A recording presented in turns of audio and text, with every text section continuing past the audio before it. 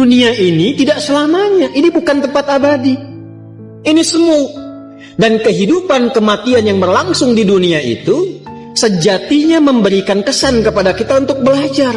Kumpulkan bekal bagaimana caranya di dunia ini berhasil, di akhirat meraih kemuliaan. Itu yang dimaksudkan surah Al-Mulk itu. Surah 67 di ayat yang kedua. Huwallazi khalaqal mauta wal hayata liyabluwakum ayyukum ahsanu amala. Ahsanu itu isim tafdil.